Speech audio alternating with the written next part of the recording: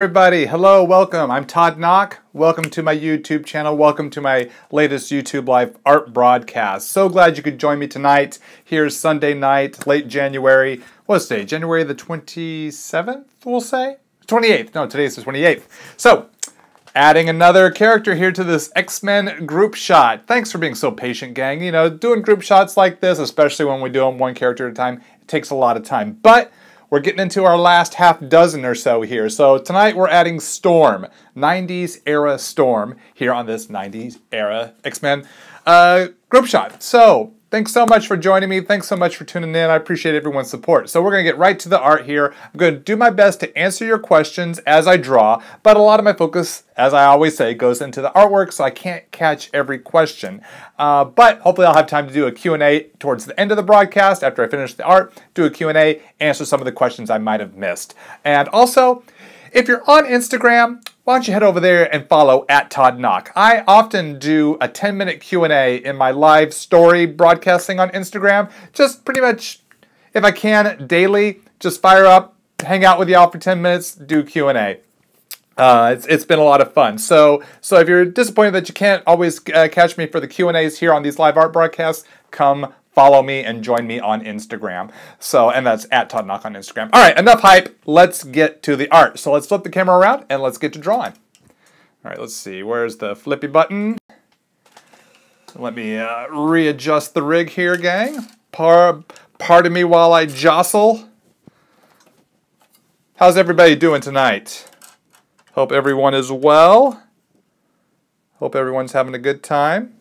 So you can see there on my iPad, I've got my 90s era Storm costume reference. So I want to make sure I get all the details right. Now we'll focus in here on the artwork and push in a little closer here for you guys and gals to see all the detail, all the deets. So first up, what I need to do is tighten up Storm here. We've roughed in where the figure will be, but we need to get all the details in a little bit more tightly before I move into inks. There's no face on there yet, and the hair is barely existent. So let's get the old Uni Kuratoga 0.5 HB lead. No, it's a 0.3 HB lead mechanical pencil. So let's get in a little closer here. Sorry for that, gang. It's got such a small figure to draw here. The details will be quite tiny. All right, there we go. Hopefully that'll work. In fact, let's do a little light erasing, just because I've already kind of got the basic placement of where things need to go. Now I just need to tighten up the shapes. So just erasing my guidelines a little bit so they're more of a ghost image helps me not get too confused by which lines I need to pencil and ink and whatnot. Don't you have school tomorrow? Are you referring to me or are you referring to someone else? Because I have long been out of school, but I do have work tomorrow. You're probably referring to the person who was, I think, did somebody say that they were giving up sleep to watch this? I really appreciate that level of support, but please do take care of yourself. Remember, you can always rewatch these on my YouTube channel. I do not delete them, so they're always, you can always come back and catch what you might have missed. I know it's more fun to watch live, but please do take care of yourself, especially if you got a big day tomorrow. Appreciate all the views and support, but I also want people to take care of themselves. So getting the shoulder pads in there. I don't think I've ever really drawn this Storm design before. At least not that I can really recall. If I had, it was a long time ago, maybe back in the 90s when I was much younger, when I was a youth. But, yeah, nothing's coming to my memory of having drawn this design before.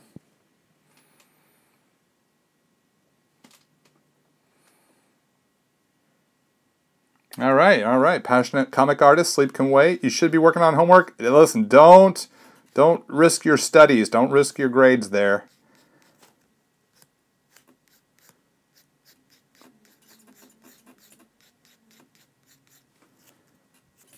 When I was a kid, when I'd get home from school, I crank through my homework. I would bust it all out, so then I couldn't get in trouble for spending the rest of the day or night.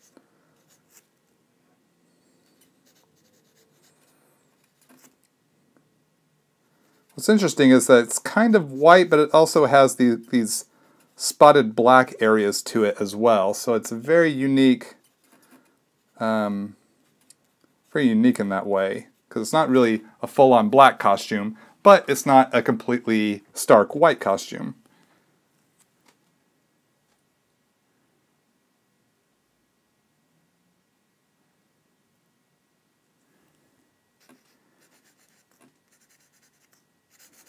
See, I think someone just asked about Walter and Louise Simonson. If Louise and Walt Simonson got to do X Factor again and the original team, and they needed an inker, how fast do you say yes? Well, it would be an honor to ink Walter Simonson. He was one of my biggest influences starting out as a young wannabe comic book artist as a teenager. Definitely heavily influenced my my work and style. So though I'm not really an inker, I'm a penciler who now does his own inking. I would be willing to take on inking chores if I got to do a book like that. Maybe he could do breakdowns and I could do finishes, so I could do more of this type of stuff. Maybe Walt would be cool with that. But yeah, that would be fun to revisit. The Walter and Louise Simonson X Factor run is one of my all-time favorite runs in comics. I loved reading that. And I read it every now and again. I'll pull out all like 40 issues and reread them every now and again.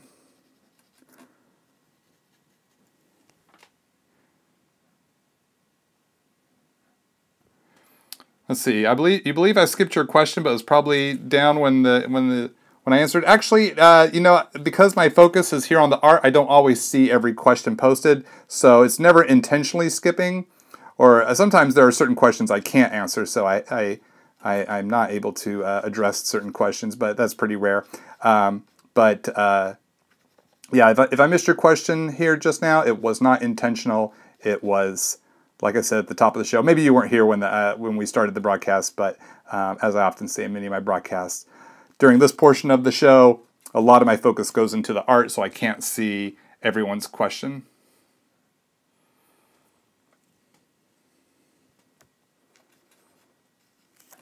Let's see, where's my click eraser? Where did I put Ah, there it is.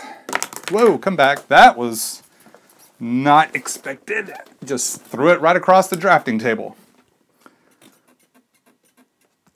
Need to adjust this jawline here.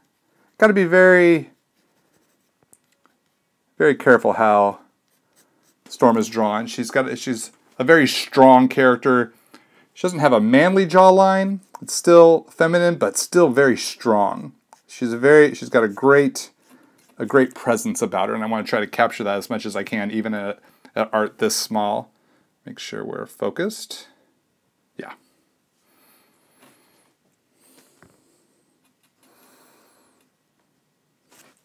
Let's see.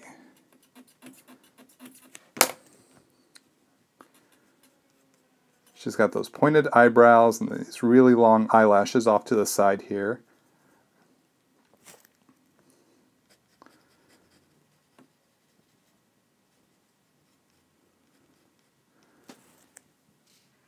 Thoughts on Kitty and Colossus's engagement? You know, I really can't wait to read that story. As a Kitty Pryde and Colossus fan, it's exciting to see that those two can finally make it happen, but things don't always go the way X-Men hope they will or would want to go. It's a hard knock life for those mutants. So we'll see what happens here in June. In X-Men Gold issue 130. So let's see, a Storm here, she kind of barely has her mohawk. It's a little bit more grown in. It's not fully her 80s mohawk, but it's not necessarily a full head of hair either. So you gotta have to walk that line. And she has the billowy sleeves here. bunching up around the elbows. Too bad it couldn't be a Todd Nauck life. Maybe someday Kitty Pryde and Colossus will get to live the Todd Nauck life. Maybe someday I'll get to do an arc on the X-Men Gold. And then it will be a Todd Nauck life for those characters. Let's see, a little cuff there, forearm, a little more form-fitting on the sleeves.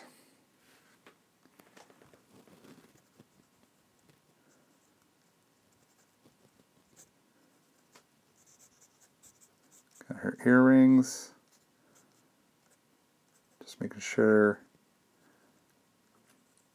Got the nostrils there, lips. Just double checking things, making sure they're fitting together right.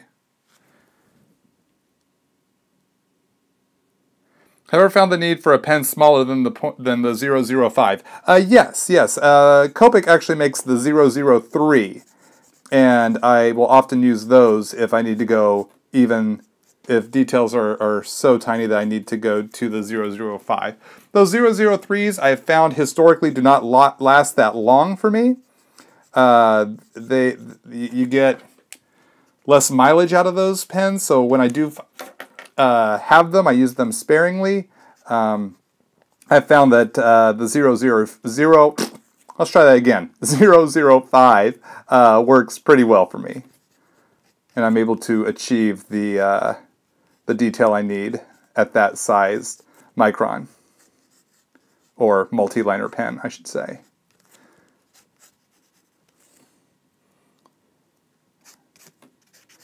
All right, then we got our cape.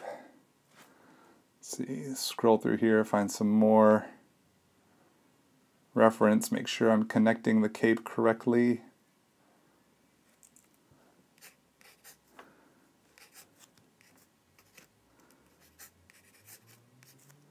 It's got the yellow trim, so I want to keep that in mind. Let's make sure. Have you ever considered getting someone to help manage a website to sell my art? No, I haven't. I have not. Though I do plan on building a e-commerce. Saying that again. Building an e-commerce portion to toddnauck.com. So I got a buddy who helps me with just the kind of the back end, the web stuff. So like the website, the domain and the template, things like that. So he's able to kind of help me get that squared away. So it's just finding the time in his schedule and my schedule to build that e-commerce portion to my website. toddnauck.com, for those of you who might not be familiar with my website's address. All right, so I think we might be ready to start popping in some inks here. All this is going to be filled in black. So just make sure that thumb, forefinger, middle finger, ring finger, pinky finger all fit in correctly. There we go. So let's scroll back here, see if I might have missed any questions. If you're just doing a pencil sketch, to use a harder lead for the finer details, I'm pretty much content with my my HB lead. Yeah.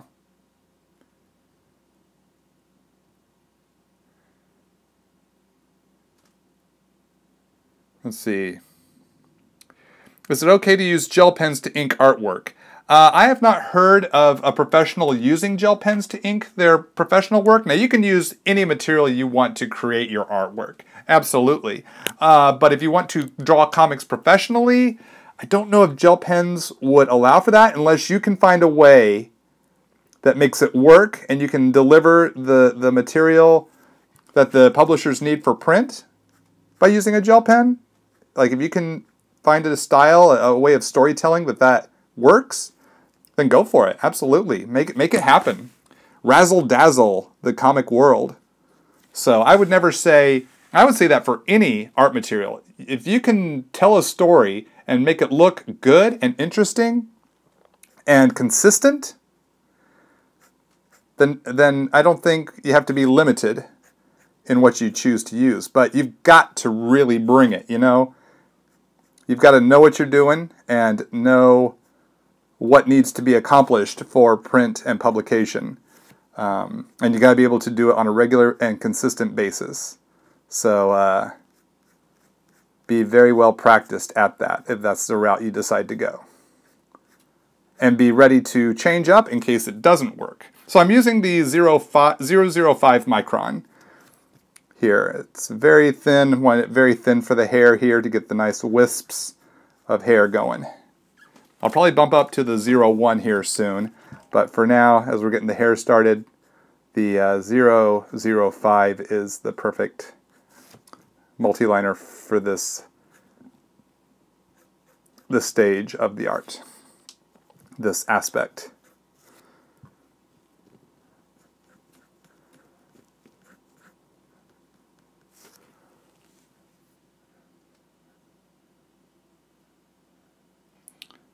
What is best to fill one's portfolio with when trying to break into comics? Cover art or panels? Panel-to-panel pages is far more desirable to an editor than seeing cover-type art. Because they need to see, can you tell a story? Do you know pacing? Do you know how to use camera angles? Do you know how to vary the shots of the scene? Do you know how to do close-ups, medium shots, long shots, establishing shots? Drawing buildings in perspective, drawing people in perspective, foreshortening, lighting, just to name a few. Can you do that?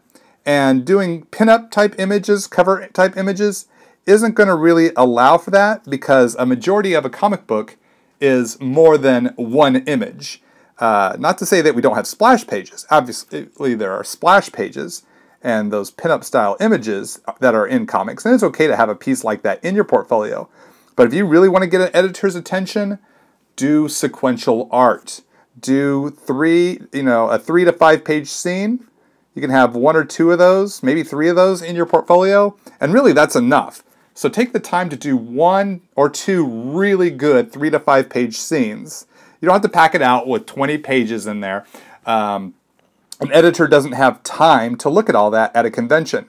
Convention time goes by fast. Editors' time at conventions everyone's time is highly valuable and goes by fast. There's a lot of people to see, a lot of people to meet with, a lot of people to talk to. So you want to be able to get in, get out, let them see. An editor can tell garbage from gold in a moment. Not to say those are the only 2 places to be, either your work is garbage or your work is gold. But I'm saying, you know, if it's gold, you're going to get hired. But it takes a while to get there. And an editor only has so much time, so they can see if you've got the stuff pretty quickly. They're going to get a feel for it pretty within the first few pages.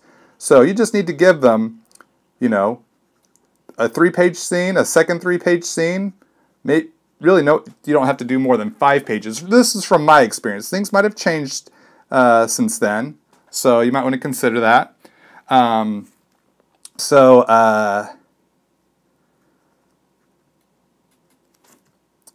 Sorry, gang, a text came in and that got me distracted. So keep that in mind. Keep in mind what you're doing, and it's better to do 3 or 5 pages of really phenomenal art than have 20 pages of, well, I tried to do as much art as I could, you know? That's... You want to have your best artwork in there. And don't ever hand an editor your portfolio and say, well, this isn't my best art. Or don't make excuses. Just hand it and let it be what it is. It's our natural inclination. Sorry, gang. Phone cut out there, gang. Sorry, gang. Phone cut out one more time. I got a lot of texts coming in. Texas? No texts from Texas. Whoa. I had so many texts coming in, I was trying to negate the updates, and it actually took me to my text app. I apologize for that. I should have set my my phone to do not disturb. Rarely have I ever had that many texts dropping in during a broadcast. Yeah, here come more texts. I'm just going to ignore them just so I don't risk stopping our broadcast or interrupting our broadcast. So thanks for your understanding and patience, gang. So I think I was talking about what to put in a portfolio, and oh yeah, just don't make excuses. Just let it be what it is, and just be ready for whatever the editor has to say to you. So I was using an ellipse template to get those X symbols nice and round in nice ovals there, and then using the 0.08 micron. Now back to the 0.1 micron. Start getting a little bolder lines here on these shoulder pads.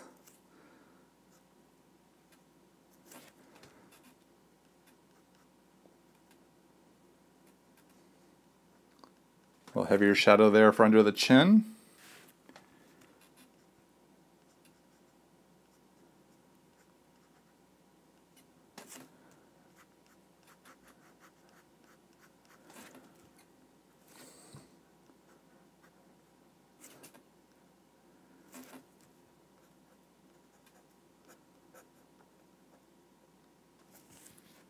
Let's see if I missed any questions while I was drawing.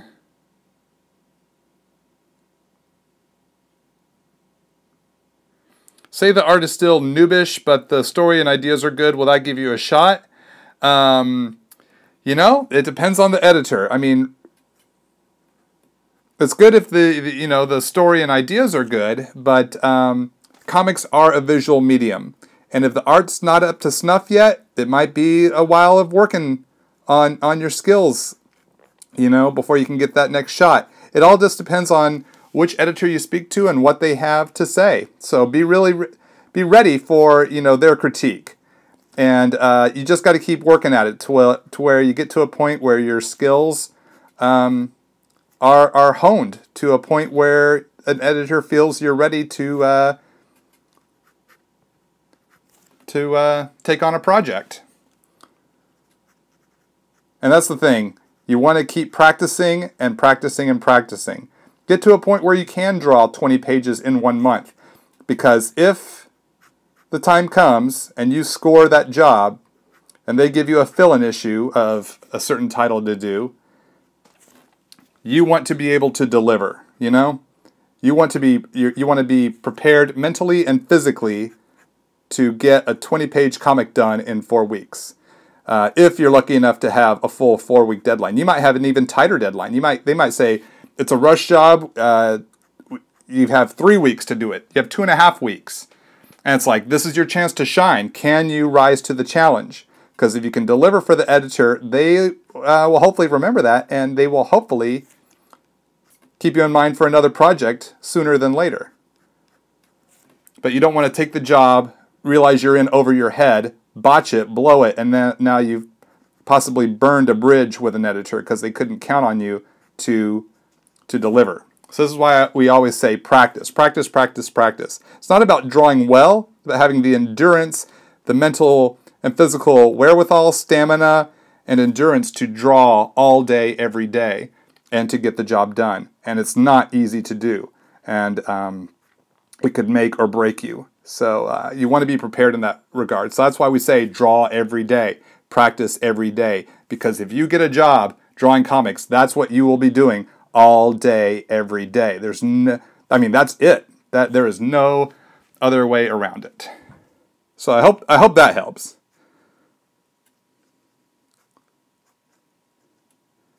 Hope that answers your question somewhat appropriately. But as much work as it is to draw comics and do comics and train for comics, if you love the medium, it's a joy to do. I have fun drawing comics on a daily basis. It's what I want to do. It's what I wake up wanting to do, looking forward to do. Something I'm thankful and feel very blessed to get to do. And I do my best to not ever take that for granted. Even when I have to work psycho deadlines, where it's like I get, I help out on a rush job and I've got to work 14 hours a day, for extended days. It's like, yeah, it's rough. It's physically rough, but I chose to do this. I chose to accept this assignment. I chose to help out my editor friend with a book that was, needed some help. with a deadline schedule, and it's still one of the most awesome jobs. It is the best job, I think, probably the best job I've gotten to do. It's definitely made my career something of a joy and a passion come to fruition. Oh, you're welcome. I'm glad my answers there were beneficial to you.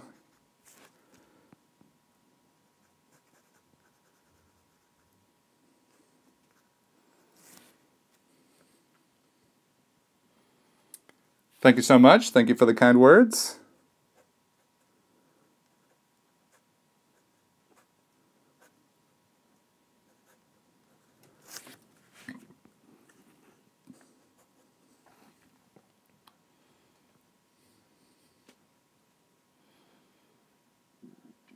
Will this stay as a pure inked drawing? Probably not. No, I have every intention of taking this to color, and a lot of people have asked, and yes, this will be a Copic marker colored piece.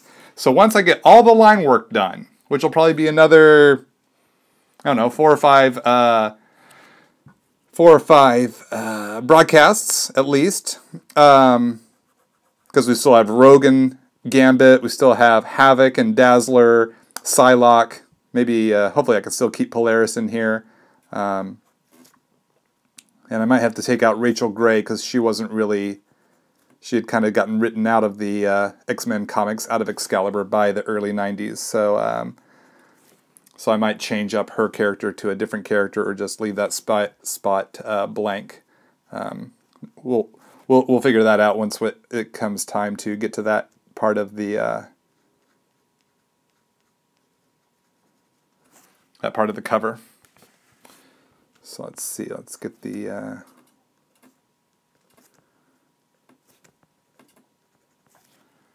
there we go. Get the cape going. Any tips for balancing a full-time job and trying to break into comics? Yeah, let's see. When I was trying to break into comics, I was working technically it was a part-time job, but I was going to school full-time, and I was teaching myself how to draw comics. So essentially, I was using all day, every day, either working on school projects, working at my job, and or working on comics. You know, I had to find time to squeeze the comic book art in there amongst my other responsibilities. And then when I graduated, I still had to, still hadn't broken in yet. Still had to keep submitting and going to conventions and finding a way in. Now, I had the luxury of, when I graduated art school, I moved back in with my parents for a year, and I was able to keep my cost of living down while paying off school loans, which were hefty. And so I started doing like freelance artwork for like local magazines, you know, like Thrifty Nickel, Penny Saver, that type of magazine, Auto Trader type magazine, things like that. Not necessarily Auto Trader, but you know, those little magazines they have it like free at like grocery stores or things like that. Doing stuff like that, doing some t-shirt design for random places, worked as a camp counselor in Pennsylvania, things like that. So, you know, I did odd jobs and had some money saved up that I could really just kind of, from my college days, I was able to kind of just not have to work quite so hard that year. And then, fortunately, 1 year after I graduated art school, Rob Liefeld discovered my work and offered me a job to work in his studio in the early days of Image Comics, which I was very fortunate to get discovered in that time when people like Rob Liefeld and Mark Silvestri and Jim Lee were hiring up a bunch of young talent like J. Scott Campbell, Ale Garza, Brett Booth, Michael Turner, Dan Panosian, Marat Michaels, and Dan Fraga, Jeff Matsuda and Chap Yape, Shannon Denton, and many more. So it was very fortunate to be caught up in that wave of new talent hires. So did make breaking in a little bit easier for me because there was more opportunities because Image had just started. So now we have a third major publisher on the scene. Like they debuted and they debut at number 3. Heck, they might have actually been in the top spot at one point or another because Image Comics were selling such huge numbers at that time. But they were definitely contenders with Marvel and DC when they started, and now continue to be the number 3 publisher, I believe, if I remember correctly. So having more comic book opportunities helped. You know, there were more books being put out because Rob was putting out a couple dozen books, Jim Lee was putting out a couple dozen books, Mark Silvestri was putting out a couple of dozen books, so they needed a couple of dozen artists each for their studio, and I was fortunate enough to be discovered at that time and get my big time break. So definitely a very fun and exciting and crazy time in the comics industry, and honored to have been discovered at that time and experienced that. So long-winded answer to say, how do you juggle a full-time job and breaking into comics? I guess the answer I was heading towards before I got sidetracked was pretty much give up having a social life for a time being. That's what I did.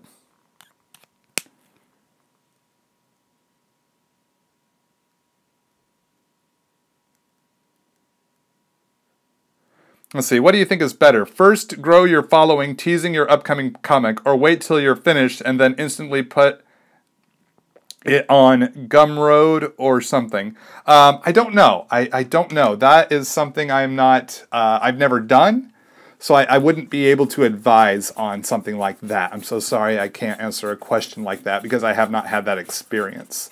But I do wish you all the best with your project. I hope you're having fun with it. I hope you're having fun creating. And whichever route you go, I hope it's successful for you. Have I heard about the Kitty Pryde movie? Yes. Who would be cool to see play her? You know, I'm not good at playing the casting call game. I'm just not. But if I were to, I was watching Stranger Things, and I thought the girl who played Nancy would make a nice Kitty Pryde. Nancy from Stranger Things would be my first thought, if they were to go with a younger Kitty Pryde.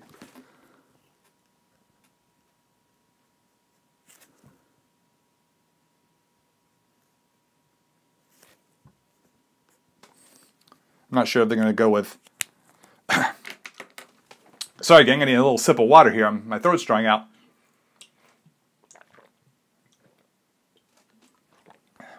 So, yeah, who would y'all want to see play Kitty Pryde?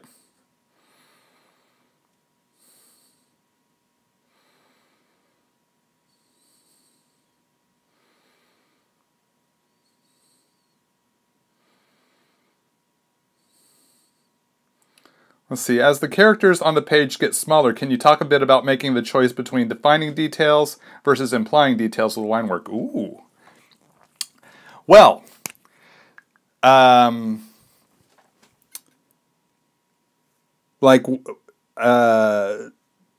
not sure if I know specifically what you are referring to or asking. I'm so sorry.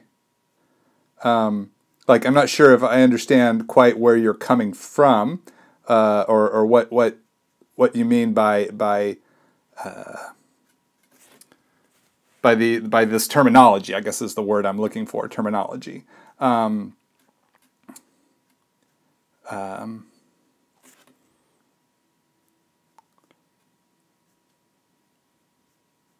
see, let me go back here, let me reread these words here. Defining details versus implying details. Those are very interesting terms. I am not familiar with those terms. I think I could probably fill in the blanks, but that might keep me from actually answering the question you're asking, so I don't want to fill in the blanks in this regard. So if you'd like to explain more of what you're referring to, I'd love to learn more about what you're speaking of. This sounds very interesting.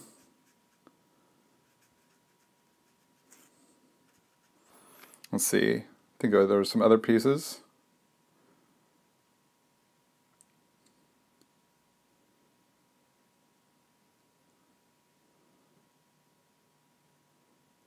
Let's see.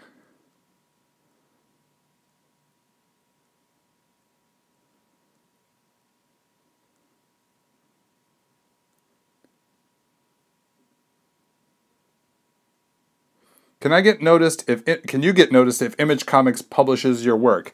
I'm not sure. I'm sorry. Get noticed by who? Get noticed how?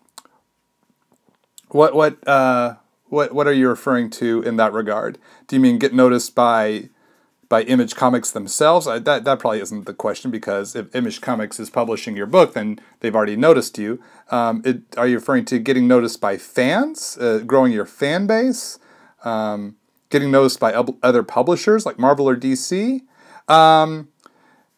If those are the questions, then very possibly I think you will get noticed to a degree, because you're putting out a book that is on the shelves, and publishers read and check out other material from other publishers just because we love comics and we don't love just the comics that we work on.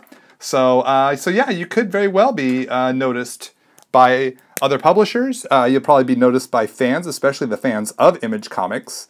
They are a great fan group of fans who like to support a lot of Image type creators. I found that support in my time doing books at Image.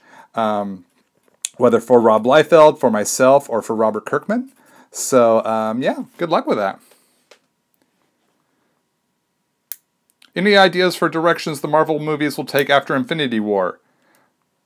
No, I don't have any theories. I take the Marvel movies kind of as they come for what they are. You know, it's just, I come along for the ride. So I have not speculated or allowed I actually haven't had time to let my imagination go where, or think about where they could possibly go after the Infinity War. But I wouldn't be surprised if they're already cooking up something post-Infinity War. And I look forward to seeing what that is. And with the Disney-Fox deal going down, I think that's going down. It's already gone down, right? They've already signed the dotted line. That's like legit, that's official, it's going to happen, it's happened. If so, then that gets us what? X-Men and I think Fantastic Four back into the Marvel Cinematic Universe, or into the Cinematic Marvel Universe, which is very, very exciting. As an X-Men and Fantastic Four fan, I would love to see those characters interacting with Spider-Man and the Avengers and everybody. Coming to the Southeast for any cons this year? Not at the moment. Not at the moment. Nothing scheduled at the moment.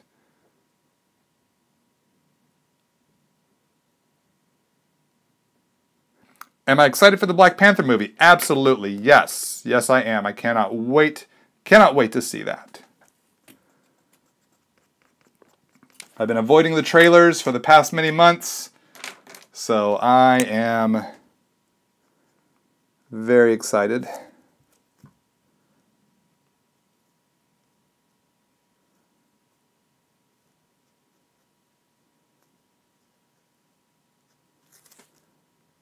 Just a few more little details here.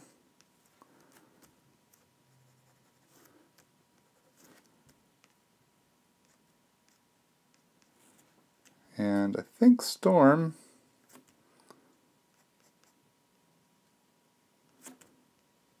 is just about done.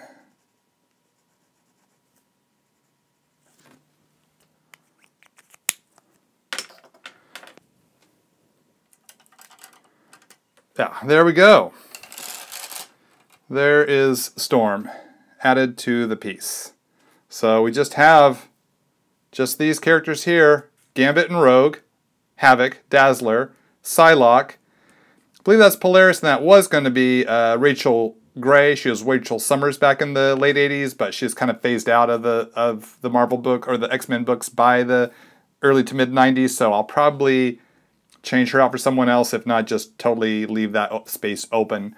We'll see how things go, like I said earlier. So I'm going to flip the camera around and we'll do a quick Q&A and close out the show. Hey, there we go. So let me plug back into the rig. There we go. So if you have any questions, do feel free to post them. I'd love to see if I can help you out, chat, see what I might have missed. I'll scroll back here, see if there's any questions here that I feel I could answer.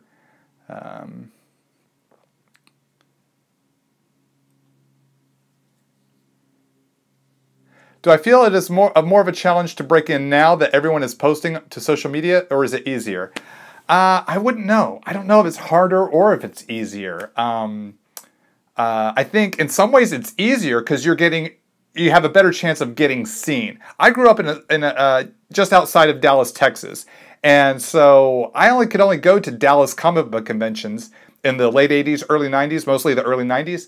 So I was limited to who would come out to Dallas. So I had a smaller pool of editors to show my artwork to, and that was only once every 4 months. So that was a bit more of a challenge, as opposed to I can post daily. Editors might come across my account if I keep posting regularly, and and my art's improving, growing. If I'm posting something that gets at least some heat on it. It's getting either retweeted or liked. It starts trending in some sort of way. That's a possibility, and artists can get noticed that way. So in some ways, it's easier to get noticed because your artwork is able to be seen no matter where you are in the world. And an editor is, they're on Instagram, they're on Twitter, they're on Tumblr, they're on Facebook, and they're seeing stuff that's circulating around, and you never know who might see your stuff at a certain time, and they might reach out to you. That's why you should always have your contact information easily found on all your social media. In case an editor likes what they see and they want to hire you, you want them to easily find you so they can say, hey, Jimmy Jojo, saw this Moon Knight piece you did. It's awesome. I'd love to see some of your storytelling samples because maybe I have a Moon Knight story you can draw. Something like that. You just never know. So it's always good to be prepared. So in that way, there's a better chance of breaking in, I think. And there are far more conventions across the US and internationally, with editors appearing at many of these conventions. Not all of them. Some of the smaller conventions in some of the smaller towns might not get comic book editors in, for like Marvel or DC, but there's still that community there building, growing. It's good to just be a part of it. You never know who you're going to meet. So there's more opportunities in that way. So in some ways, yeah, it can be easier. Some ways it can be harder. I think anything is going to be a challenge. Whether you want to draw comics or play in the NFL, there's going to be challenges to achieve your dreams. Some people will make it, some people unfortunately won't. But that doesn't mean we don't get to keep drawing, keep having fun, and keep sharing our creations with each other online, if not in person, if not in print. There's always a chance to share your gifts and your talents and have fun doing it. But it's going to be a challenge either way, I think, no matter what it is. There's rarely is it an easy road. I had some fortunate opportunities for me in breaking in, but it didn't mean I wasn't busting my chops, working hard, studying, practicing, training, getting brutal critiques, taking those critiques, fixing what was wrong, trying again and again and again. I have every rejection letter I was sent. I was sent rejection letters from Marvel, DC, Valiant, every Image studio for Jim Lee, Todd McFarlane, Mark Silvestri, Eric Larson, and Rob Liefeld. The guy who hired me did send me rejection letters before I got hired. And that's just the way it is. That's just the nature of it, because we're all learning and we're trying to figure out how to do this, and you got to get to a point where you're good enough to break in. You don't have to be perfect. You have to be good enough that someone's willing to take a shot on you in giving you an assignment. So is it harder and easier now? I think it's going to be challenging no matter what. And it's who can persevere through those challenges. Hopefully that answers your question. Kind of got a little long-winded there, but you guys know me. I tend to do that oftentimes. Let's see. Let's see if Wow, we got a lot of questions come in while I was answering that one. Will I be at C2E2 this year? Unfortunately, no, I'm not. Am I planning a Facebook broadcast anytime soon? I hope to do a broadcast on Facebook soon. Yes, stay tuned to my Facebook page. Okay. Oh, here, someone's, we got that person who's explaining more about what they were talking about, defining lines versus implying lines. Let's see, you're trying to figure out how to reword. Let's see. So foreground characters, you would get a lot of detail on there because they are larger, and as you move back, you get less space to draw the figure. Yeah, exactly. As you see on here, Wolverine, far more detail in the face, same with Kitty Pryde, but as we move a little bit further back, Jean Grey, a little less detail. I have to keep in, and then when we get way back here to like Archangel, Iceman, even Storm here, there's going to be less detail because the artwork's going to shrink if this were to go to print. This will not be going to print. This is not a print image. So, yeah, you want those key lines that show the shape and form of the character and then just enough of the detail. I did not render out.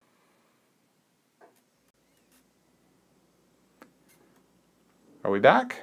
Sorry, gang. There we go. Sorry, the internet gagged. I do apologize for that. I don't know what's going on here tonight. It's really strange. Maybe there's too many people, too many of my neighbors are online, bogging the whole system down. So, so those are the things you want to keep in mind. And these are kind of, yeah, and it's a lot of trial and error. I did a lot of drawings where I tried to put too much detail into a tiny figure and messed things up. That's just going to happen. But, because most of the time, most of us are training ourselves, just learning as we go at our own drafting table. So hopefully that kind of addresses the question you are. Thank you so much for expounding on that. I really appreciate that. You found a great way to kind of reword that and give me a little more info here. Let's see. What is my favorite version of Storm? Probably 80s Morlock leader Storm. My thoughts on all the deaths in the X-Men comics these days. Which deaths are you referring to?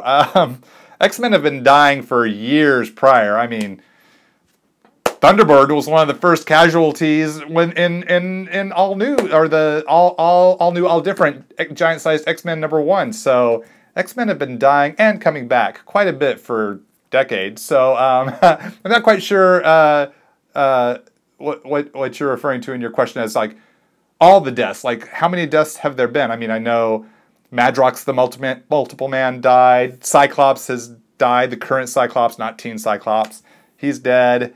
But I mean, Jean Grey's coming back. Nightcrawler just came back. Wolverine's coming back. So dying and coming back. I mean, Colossus had died and come back in the 90s. Illyana technically had died and come back. Kitty Pryde was considered dead when she was trapped in that space bullet. So she was considered dead, but then came back. Though she didn't technically die, she was, I think, thought of as dead. So yeah, lots of death and coming back. So I guess it's not too shabby to be a mutant. Let's see. All right, let's see. So sorry, gang. I'm way behind on so many of these questions. Try to see if we can catch up. Sorry if I can't answer everybody's. Which author from Marvel or DC would I like to work with? Oh man, Mark Guggenheim on X-Men Gold would be awesome. That would be a lot of fun. So many awesome writers out there. Let's see. Can you draw the homemade Spider-Man suit? Yes, I drew that in. Check out Spider-Man Homecoming Prelude. I drew the suit in there. So you can get a good shot of how that looked through my art. So yeah, you can definitely see that there. Let's see. Who's my favorite X-Man? I have a lot of favorite X-Men, but currently the past many years it's been Kitty Pryde.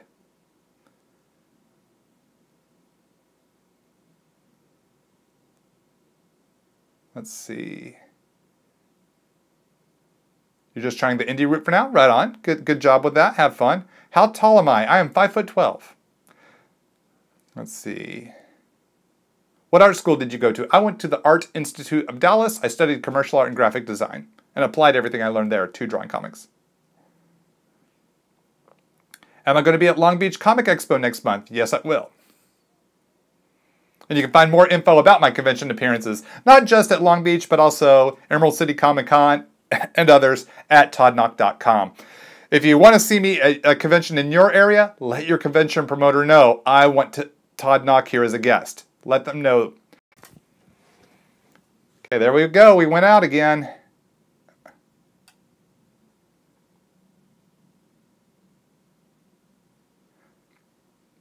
All right, there we go. Sorry, gang, we went out, but we're back. Like I said, I do not know what's going on with the internet today.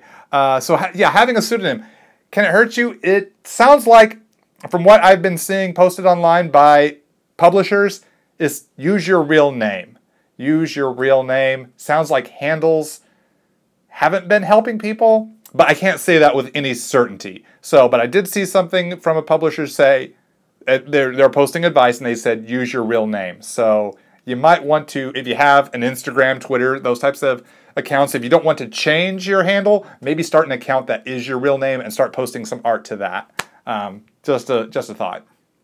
I've always used my real name, but I never had a handle. I mean, the internet really had just become public when I broke into the industry, and I didn't really have an account with anything, so I didn't have an email or anything where I would have created a handle at that time.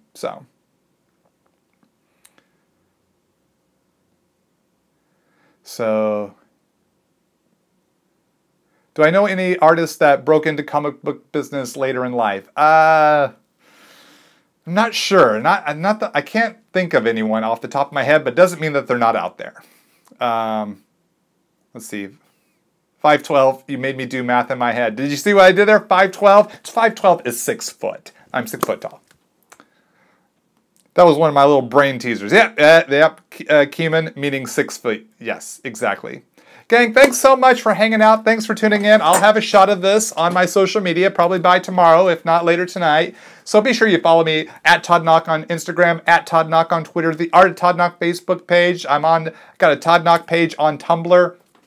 Feel free to follow me on any or all of these. Be sure you click subscribe here, pardon me, on my YouTube channel, and click that little bell to set your notifications to notify you when I schedule a new art broadcast, so that you can always be notified and up to date, so you don't miss out. It's always a pleasure to get to hang out with you. I hope that we can do another one, another broadcast real soon. Probably next up, I'm thinking is either Dazzler over here. More likely Dazzler. Pretty much let's count on Dazzler, but there's a possibility it could be Gambit / maybe a Gambit Rogue twofer. A twofer one art broadcast. Madness. Gang, thanks again for all your support. You're so awesome, and I look forward to seeing you again real soon. Take care, everybody. Bye-bye.